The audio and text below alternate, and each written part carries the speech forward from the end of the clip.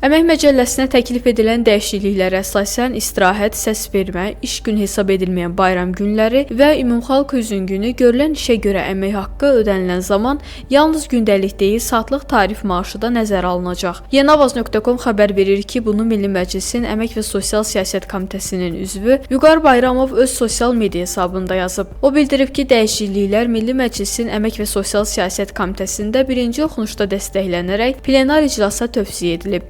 Stat: Belə ki, həmin günlərdə müəyyən vaxta muzd ödənilmə sistemində gündəlik və saatlıq tarif maaşının 2 mislindən, əməyin işə muzd ödənilmə sistemində 2 qat işə muzd qiymətlərində və aylıq maaş alan işçilərə iş aylıq iş vaxtı norması çərçivəsində görülmüşsə, maaşdan əlavə gündəlik və saatlıq vəzifə maaşı məbləğindən aşağı olmamaqla, əgər iş aylıq iş vaxtı normasının artıq vaxtda görülmüşsə, maaşdan əlavə gündəlik və saatlıq vəzifə maaşının 2 qat məbləğindən aşağı olmamaqla əmək haqqı ödəniləcək. Saatlıq vəzifə maaşının məcəlləyə əlavə edilməsi işçilərin əmək hüquqlarının qorunması və onların daha yüksək maaşla təmin olunması baxımından vacib idi. Belə ki, bəzi hallarda həmin günlərdə iş müddəti tam iş günü deyil, müəyyən saatlar əhatə edir. Yeni dəyişiklik bu hallarda praktikada da işçilərə hər saata görə əlavə maaş ödənilməsinə şərait yaradacaq. Əgər işçinin saatlıq tarifi 25 manatdırsa, istirahət, səs vermə, iş günü hesab edilməyən bayram günləri və ümumxalq üzün günü işləməkdə davam edibsə və 3 saat əlavə işdə olubsa, həmin saatlara görə 75 manat deyil, ən azı 150 manat maaş hesablanacaq. Digər tərəfdən Azərbaycanda saatlıq iş rejiminə keçidin müzakirə olunduğunu nəzərə alsaq, bu maaş ödənişlərinin beynəlxalq standartlara uyğunlaşmasına imkan verəcək. Statın sonu.